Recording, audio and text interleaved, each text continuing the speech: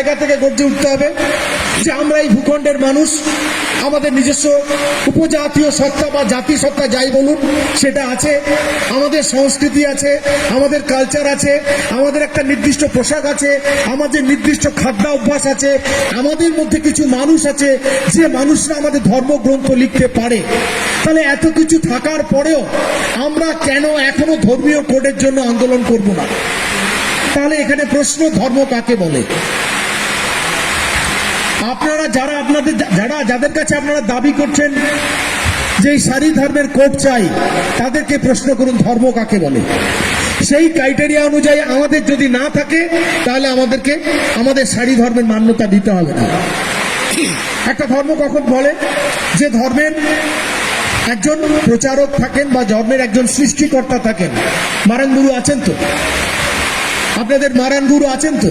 যিনি মারানগুরু আপনাদেরকে সৃষ্টির জায়গাতে প্রথমে নিয়ে এসেছিলেন, কিভাবে মানব জাতির সৃষ্টির প্রথম পর্যায়ে পৃথিবীতে জলময় ছিল, সেই জলময় পৃথিবীর উপর অনেকগুলো প্রাণীকে ডেকে একটা সময় স্থলভূমি তৈরি করেছেন, সেখানে কাশবন হয়েছে, সেই কাশবনে হাঁস এবং হাসিল ডিম পেরেছে, তার থেকে পিলচু আরাম পিলচু বুড়ি, পরবর্তীকালে 7টা জেনারেশন, তারপরে 12টা জেনারেশন গড়ে উঠেছে। তো তাহলে আপনাদের সৃষ্টিকর্তা আছে।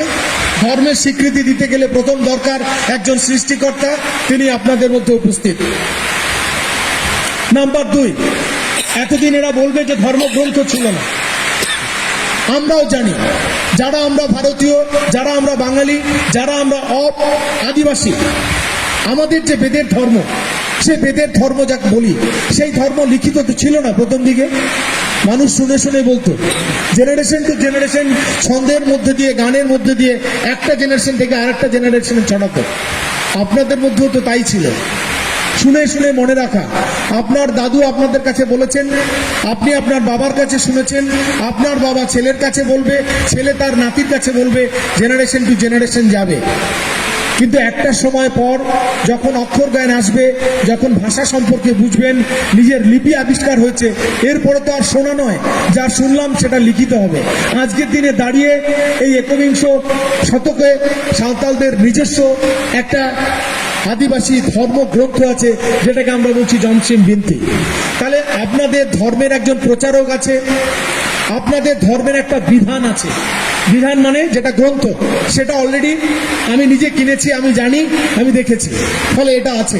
2, নির্দিষ্ট জীবন বোধ। আপনাদের জীবন একটা নির্দিষ্ট ছন্দের মধ্যে চলে। সেই ছন্দময় জীবন যেটা অন্যের থেকে একটু আলাদা, ডিস্টিংক্ট ইন দ্য সেন্স, এই পার্থক্য বোঝাতে গেলে আমাদেরকে চলে যেতে হবে ভারতবর্ষের সভ্যতার সৃষ্টির লগ্নে। আজকের দিনে দাঁড়িয়ে আপনারা একটা জিনিস খুব ভালো করে, আচ্ছা শুনতে খারাপ লাগলে কিন্তু আমি বলবো না, মানে যদি বুঝতে চান আমি কিন্তু তাহলে বলবো। এই কারণে বলতে চাইছি, এটা আমাদের জানা দরকার। আমরাও যারা অভারতীয় মানে আদিবাসী, তাদেরও জানা দরকার আমাদের সভ্যতার আদি জায়গাটা কোথায়, আপনারা কোথায় ছিলেন। আমি আমার গবেষণায় প্রমাণ করে দেখিয়েছি, সিন্ধু সভ্যতার যে মানুষগুলো ছিল, আমরা 1920 সালের আগে পর্যন্ত জানতাম না যে আমাদের ভারতবর্ষের সভ্যতা অনেক অনেক বেশি পুরনো। সেটা যীশু খ্রিস্টের জন্মের 3.5 থেকে 4,000 বছর আগে। সেটা জেনেছি 1920 সালে, যখন রাখাল দাস বন্দ্যোপাধ্যায়, দয়ানাম সাহানি, জন মার্শাল এদের হাত ধরে পাঞ্জাবের সিন্ধু নদীর তীরবর্তী অঞ্চলে মাটি খনন শুরু হয়েছিল। তখন আমরা জানতে পেরেছিলাম যে আমরা ইটের ঘর বানাতে জানি। আমরা ইটের ঘর বানিয়েছিলাম, সেই সভ্যতা সেটা কিন্তু আর্য সভ্যতা নয়। যে আর্য সভ্যতার ধারক বাহক হিসেবে আমাদের দেশের প্রধানমন্ত্রী থেকে শুরু করে যারা ব্রাহ্মণ সম্প্রদায় দাবি করে উই আর আরিয়ান, আমরা সেই অর্থে কিন্তু আরিয়ান নই। কারণ আরিয়ানদের আগের যে সভ্যতা, সেই সভ্যতার মানুষ হচ্ছে আমার সামনে বসে থাকা এই মানুষগুলো বা আমরা, যারা ব্রাহ্মণ নয়। তার কারণ ওই আরিয়ান, ওই ইন্ডাস ভ্যালি সিভিলাইজেশনের যে সভ্যতা, সেই সভ্যতার উৎপাদন ব্যবস্থার সঙ্গে যে মানুষগুলো যুক্ত ছিল, সেই মানুষগুলো আজকে ভারতবর্ষের সাঁওতাল, কোল, ভিল, মুন্ডা এই সম্প্রদায়ের মানুষ। এটা মূল স্ট্রিম মানে মূল জনগোষ্ঠীর মানুষজন তাদের ইতিহাসে সেই অর্থে স্বীকার করতে চায় না। বেশি দিন দামিয়ে রাখা যাবে না, কারণ আপনাদের সমাজের মধ্যেও শিক্ষিত মানুষের আগমন ঘটছে, আপনাদের মধ্যেও আজকে বিদ্রোহের আগুন জ্বলছে। যে মানুষগুলো শান্তপ্রিয়, নিরীহ, সৎ, যাদের মধ্যে আমি আপনাদের কাজ করতে গিয়ে গবেষণা করতে গিয়ে একটা ভালো বৈশিষ্ট্য পেয়েছিলাম, যে বৈশিষ্ট্যটা আমাদের মধ্যে চুরি করাটা একটা স্বাভাবিক কাজ। 10টা লোককে বার করবেন, তার মধ্যে খুঁজে পাবেন 2-1 জন চুরি করে, অসৎ কাজ করে, মিথ্যা কথা বলে। আপনাদের মধ্যে চুরি করা যে কত বড় পাপের কাজ আমি গবেষণা করতে গিয়ে দেখেছিলাম। ফলে যে মানুষ মিথ্যে কথা বলতে জানে না, যে মানুষ চুরি করতে জানে না, যে মানুষ সৃষ্টি সভ্যতার ইকুয়াল ডিস্ট্রিবিউশনটাকে বিশ্বাস করে, তাহলে সেই মানুষের সভ্যতা আজকের দিনের তুলনামূলক সভ্যতার থেকে অনেক বেশি সভ্য। এটা অস্বীকার করা যাবে না। কারণ আপনাদের শিকার একটা প্রথা আছে, যে শিকারে একটা পাড়ার মধ্যে যদি কোনো বাড়িতে পুরুষ না থাকে, একজন মহিলা থাকে, তার স্বামী হয়তো কোনো কারণে আজ বেঁচে নেই, শিকার থেকে সংগ্রহিত সমস্ত কিছু তারও একটা অংশ আছে। এটা তো আদিম সাম্যবাদী সমাজের ইতিহাস, আপনাদের ইতিহাস। সেই ইতিহাসের মর্যাদা আজকে আপনারা নিজেরা দাবি করতে পারেন না বলে মনে হয় আজকে সেই জায়গায় নিজেদেরকে নিয়ে যেতে পারেনি। এটা আপনাদের দাবির জায়গা। কারণ পৃথিবীর সৃষ্টি থেকে আজ পর্যন্ত পৃথিবী সমতায় বিশ্বাস করে। অসমতা যেখানেই হয়েছে সেখানেই বিদ্রোহ হয়েছে, অসততা যেখানেই হয়েছে সেখানেই আন্দোলন হয়েছে। ফলে এটা সত্যি কথা যে আপনাদের সভ্যতায় কেন আমি আদিমতম বলছি। এরপরে যখন সিন্ধু সভ্যতা আবিষ্কার হলো, সারা পৃথিবীর বিখ্যাত গবেষক, পণ্ডিত, দার্শনিক তারা বললেন যে ভারতবর্ষের সভ্যতা অনেক বেশি প্রাচীন। আমরা তারপরেও গবেষণা চালিয়ে গেলাম। একজন ফরাসি গবেষক তিনি বললেন সিন্ধু সভ্যতার আগেও ভারতবর্ষে একটা সভ্যতা ছিল। কি সভ্যতা? তার নাম মেহেরগড় সভ্যতা, যেটা বালুচিস্তান প্রদেশের বোলান নদীর তীরে গড়ে ওঠা সভ্যতা। সেই সভ্যতার মানুষ মাটির হাড়ি বানাতে জানতো, মাটির ঘর বানাতে জানতো, চালা করে দোচালা বিশিষ্ট ঘর বানাতে জানতো। আদিবাসী সমাজের গ্রামগুলো চলে যান, প্রত্যন্ত গ্রামগুলো চলে যান, তাদের বাসনপত্র দেখুন, তাদের খাদ্যাভ্যাস দেখুন। আপনারা তো তার মধ্যে জড়িত, আমরা যারা জড়িত নই, যারা দূর থেকে ওয়াচ করি, দূর থেকে দেখার চেষ্টা করি, দেখেছি ওই সভ্যতার মানুষের জীবনযাত্রার সঙ্গে এই মানুষগুলোর জীবনযাত্রার কোনো পার্থক্য নেই। তাহলে প্রশ্ন হচ্ছে আপনারা কোথায় পিছিয়ে জায়গা কোথায় বলুন তো? তুলনামূলক তথাকথিত আধুনিক শিক্ষার প্রাঙ্গণ থেকে নিজেকে সামনে আনতে পারেননি। এর জন্য দায়ী কি? এর জন্য দায়ী সমাজ ব্যবস্থা। কোন সমাজ? মূল স্ট্রিমের সমাজ, অর্থাৎ মূল জনগোষ্ঠীর মানুষ। তাদের দায়িত্ব ছিল অনেক আগে এই মানুষগুলোকে কাছে টেনে পাশে বসিয়ে একটু একটু করে অক্ষর জ্ঞান দিয়ে শেখানো, নিজের জাতি চেনো, নিজের ভাষা চেনো, নিজের সভ্যতা চেনো, নিজের সম্পর্কে জানো, বোঝো, নিজেদেরকে উন্নত করো। আজকে একটা জিনিস তো মানতেই হবে, আপনাদের গ্রামে স্কুল আছে, সেই স্কুলের মাস্টারমশাই কারা? আমাদের বর্ণ থেকে, উচ্চবিত্ত বর্ণ থেকে আসা কিছু মানুষ। খুব মন দিয়ে বলুন তো, সেই মানুষগুলো, একজন ব্রাহ্মণ সে যখন একটা বাচ্চাকে পড়ায়, একজন ব্রাহ্মণকে যত আদর করে কোলে নিয়ে পড়ায়, একজন আদিবাসী ছেলেটাকে কতটা কোলে নিয়ে পড়ায়? না, এটা একদম বাস্তবতা, এটাই চরম বাস্তব। কেন বললাম?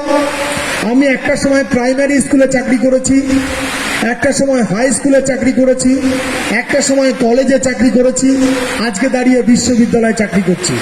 ফলে ভারতীয় শিক্ষার প্রাঙ্গণের সমস্ত স্তরে আমার বিচরণ হয়েছে। আমি সব জায়গায় প্রত্যক্ষ অভিজ্ঞতায় দাঁড়িয়ে বলছি। ফলে আমি যা বলছি প্রত্যেকটা কথা বাস্তবতার সঙ্গে, জীবনবোধের সঙ্গে সম্পর্কিত। কারণ এই মানুষগুলো পিছিয়ে গেল কখন? এই পিছিয়ে গেল এই কারণেই যে এই মানুষগুলোই অর্থনৈতিক স্বাচ্ছল্যতা পেল না, যে কারণেই তারা পিছিয়ে গেল। আমরা 10 রাজার যুদ্ধ প্রাচীন ভারতবর্ষের ইতিহাসে পড়েছি। একদল মানুষ যারা বহিরাগত আর্যরা যখন এই সিন্ধু সভ্যতা ধ্বংস করে দেশে ঢুকছে, একদল মানুষ তাদের সঙ্গে অ্যাটাচ করতে পারেনি বলেই সরে গেছিল তাদের থেকে দূরে। আদৌ তারা সরে যেতে চায়নি, তাদেরকে জোর করে সরিয়ে দেওয়া হয়েছিল। যারা সভ্যতা সৃষ্টি করলো তারা চলে গেল বনে, আর যারা সভ্যতাকে ধ্বংস করলো তারা দাঁড়িয়ে গেল মূল জনখণ্ডী জায়গায়। ফলে তার পরবর্তী যে সভ্যতা, সেই সভ্যতার সঙ্গে আপনাদের সংঘাত আজকের দিনে দাঁড়িয়ে রয়েছে। তার কারণ আপনারা শোষিত সম্প্রদায়ের মানুষ, আর অপরদিকে হচ্ছে শোষক সম্প্রদায়ের মানুষ। ফলে এখান থেকে আমাদেরকে লড়াই করলে হবে না, আমাদেরকে উঠে দাঁড়াতে হবে। কিভাবে? নিজেদেরকে শিক্ষিত হতে হবে। নিজেদেরকে পড়াশোনা করাতে হবে, আর্থিকভাবে স্বাবলম্বনের জায়গায় আসতে হবে, বাড়ির ছেলেটাকে চেষ্টা করতে হবে একটু পড়াশোনা করিয়ে একটা ভালো চাকরি যাতে পায়, অর্থনৈতিকভাবে মাথা উঁচু করে দাঁড়াতে পারে সেই জায়গায় নিয়ে আসতে হবে। এই জেনারেশন যখন শিক্ষিত হবে, পড়াশোনা শিখবে, উন্নত হবে, তখন সে তার মধ্যে চেতনা জাগবে আমরা সেই মানুষ, যে মানুষ এই সভ্যতার স্রষ্টা, ফলে আমরা স্রষ্টার ধারক বাহক, আমরা এই সভ্যতার উত্তরাধিকারী, ফলে আমাদের অধিকার এই সভ্যতাকে আগামী দিনে এগিয়ে নিয়ে যাওয়া। সেখানে দাঁড়িয়ে আপনাদের একটাই কণ্ঠস্বর, দাদা যেটা বলছিলেন, আপনাদের ভাষার স্বীকৃতি ঘটেছে, আপনাদের লিপির স্বীকৃতি ঘটেছে, আপনাদের প্রথাগত জীবন আছে, আপনাদের প্রথাগত পেশা আছে, প্রথাগত খাদ্যাভ্যাস আছে, ঐতিহ্যিক সংস্কার আছে, বিভিন্ন গান বাজনা সাংস্কৃতিক একটা জীবন আছে, নির্দিষ্ট একটা ধর্মবোধও আছে। সেই ধর্মবোধটা কি? যখন ব্রিটিশরা এখানে এলেন, সেই ব্রিটিশরা সাঁওতাল বিদ্রোহের আগে পর্যন্ত তারা বললেন জঙ্গলের মধ্যে যে মানুষগুলো খালি গায়ে থাকে এদের ধর্মটা কি, তারা জানার চেষ্টা করেছিলেন, বোঝার চেষ্টা করেছিলেন, কিন্তু তাদের জায়গার তারা একটা অন্য ভাষা গোষ্ঠীর মানুষ, অন্য সংস্কৃতির মানুষ, তারা কিন্তু দূর থেকে আমাদেরকে দেখেছিল, এই আদিবাসী সাঁওতালদেরকে।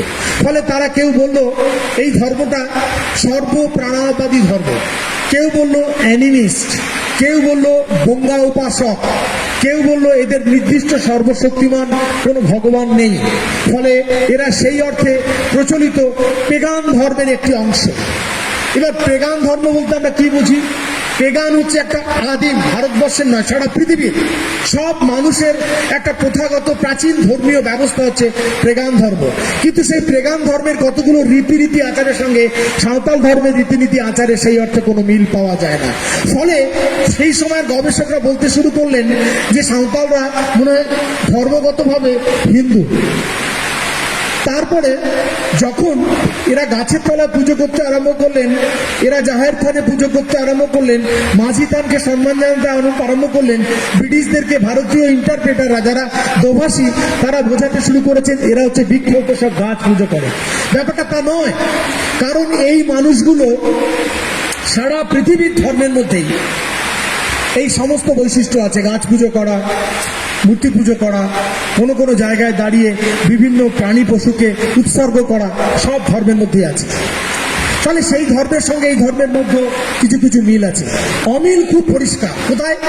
না, সাঁওতালরা মূর্তি পুজো করে না। তার বেসিক ডিস্টিংশন অন্য ধর্মের সঙ্গে এখানেই, যে সাঁওতালরা মূর্তি পুজো করে না, তাদের নির্দিষ্ট দেবতা আছে, জাহেরেরা, মারাঙ্গুরু, তোড়েকু, মুড়িকু, এছাড়া আরো নিজেদের গোত্র দেবতা, বংশ দেবতা থেকে শুরু করে আরো অনেক ছোট ছোট দেবতা বঙ্গা বা এদের মধ্যে তারা বিরাজ করেন। কিন্তু তাদের সর্বশক্তিমান একজন দেবতা তারা স্বীকার করেন, তিনি মারাঙ্গুরু, যিনি তাদের আদিতে সৃষ্টির প্রথম জায়গায় ছিলেন। ফলে এই মানুষগুলো আপনারা অর্থনৈতিকভাবে স্বাবলম্বনের পাশাপাশি, শিক্ষার স্বাবলম্বনের পাশাপাশি এখন এই মুহূর্তে দাঁড়িয়ে আপনাদের নিজেদের স্বীকৃতির জন্য, অস্তিত্ব রক্ষার জন্য আপনাদের নির্দিষ্ট যে ধর্মকে আপনারা দাবি করছেন সারি ধর্ম, এটাকে আমাদের মতো গবেষক যারা বাইরে থেকে দেখে অত ডিপলি বোঝার চেষ্টা করি না, তার আমরা বলে দিই সত্য ধর্ম। শুধু সত্য ধর্ম নয়, এর মধ্যে আরো অনেক মিনিং আছে, কারণ এই ধর্মের আচার বিচার বিধান যা প্রত্যেকটা আপনাদের জীবনের সঙ্গে সম্পর্কিত। একটা শিশুর জন্ম থেকে মৃত্যু পর্যন্ত যা যা রিচুয়ালস আপনাদের হয়, সেই নিমতিদা থেকে শুরু করে সমস্ত পর্বণ, একটা মানুষের ভান্ডান থেকে শুরু করে মারা গেলে তার বিবাহ ক্রিয়া, প্রত্যেকটা অনুষ্ঠানের সঙ্গে আপনাদের ধর্মের নির্দিষ্ট একটা রিলেশন বা সম্পর্ক রয়েছে। ফলে সেইখানে দাঁড়িয়ে আমি আপনাদের ভেতরকার অভ্যন্তরীণ দ্বন্দ্বের কথা বলবো না, যেটা দাদা বলছিলেন যে সত্যি সত্যি নিজেদের মধ্যে কিছু মানুষ আছে যারা বলছে অতীতটাকে ভুলে যাও। ওই মানুষগুলোকে বলুন অতীত ভুলে গেলে অস্তিত্ব ভুলে যেতে হয়, কারণ tradition is the one of the distinct characteristics of a civilization. When he or they lost their tradition, they also lost their humanity and their culture also. যখন কোনো জনগোষ্ঠী নিজের প্রকৃত ঐতিহ্য প্রথাকে হারিয়ে যায়, সে তার জাতিসত্তাও হারিয়ে ফেলে, নিজেদেরকেও শেষ করে ফেলে। ফলে ওদেরকে বোঝান যে দাদা আমাদের অতীত ঐতিহ্যই আমাদের কাছে মূল্যবান। সেই ঐতিহ্যের পথ ধরেই আমাদেরকে নিজেদের আগামী জেনারেশনকে যেটা দিয়ে যেতে হবে সেটা হচ্ছে সেই উত্তরসূরিদের পূর্বপুরুষদের কাছ থেকে পাওয়া যে জিনিস, সেই অমূল্য সম্পদ উত্তরসূরিদের কাছে আমরা দিয়ে যাব। আমরা বিভাজিত হব না। ফলে আপনাদের এই শাড়ি ধর্ম আগামী দিনে আশা রাখবো কোড স্বীকৃতি পাবে। তার কারণ আজকে আপনারা জানেন কিনা জানি না, আমি কিছুদিন আগে বাংলাদেশ থেকে ঘুরে এলাম। বাংলাদেশের এক এমপি, আপনাদেরই সাঁওতাল বোন, সে আমাকে ডেকেছিল, তার বাড়িতে আমি গিয়েছিলাম। তিনি আমায় বলেছেন যে স্যার, আমরা এই দেশে সেই অর্থে খুব শান্তিতে বসবাস করতে পারছি না। স্যার যেটা বলছিলেন, আজকে যদি নিজেদের ধর্ম কোড হয়, আমরা জানি এনআরসি চালু হচ্ছে, সেই এনআরসি চালু হলে একটা দিন ওই মানুষগুলো যদি মন চায় ওখানে নয়, বাংলাদেশে নয়, এদেশে থাকতে পারবে, তাহলে তারা কিন্তু আসতে পারবে। কিন্তু এনআরসি চালু হলে আর আপনাদের নিজস্ব ধর্ম কোড না থাকলে, নিজেদের ডিস্টিংক্ট আইডেন্টিটি না থাকলে, তাহলে কিন্তু সেই মানুষগুলো ওখানে দাঁড়িয়ে শেষ হয়ে যাবে। ওই মানুষগুলো এদেশে হয়তো আর আসতে পারবে না। ফলে সার্বিক আন্তর্জাতিক ক্ষেত্রে সাঁওতাল জনগোষ্ঠীকে একটা মর্যাদাপূর্ণ জায়গায় প্রতিষ্ঠার ক্ষেত্রে আপনারা যে আন্দোলন করছেন, সেই আন্দোলনকে একজন আদিবাসী গবেষক হিসেবে আমি আপনাদেরকে সাধুবাদ জানাই, আমি আপনাদেরকে শ্রদ্ধা জানাই, আমি আপনাদেরকে জহর জানাই। এবং সেই সঙ্গে সঙ্গে বলি, আপনাদের সবাইকে আরো একবার শুভেচ্ছা, অভিনন্দন, প্রণাম জানিয়ে বলি, নিজেরা নিজেদের জাতিসত্তায় অটুট থাকুন, শাড়ি ধর্মকে বাঁচিয়ে রাখুন, এর কোডকে আদায় করে ছাড়ুন। তাহলে আগামী দিনে বেঁচে থাকবে সাঁওতাল, তাহলে আগামী দিনে বেঁচে থাকবে এদেশের আদি সভ্যতার মানুষজন। এইটুকু বলে সবাইকে নমস্কার জানিয়ে আমি আমার কথা শেষ করলাম।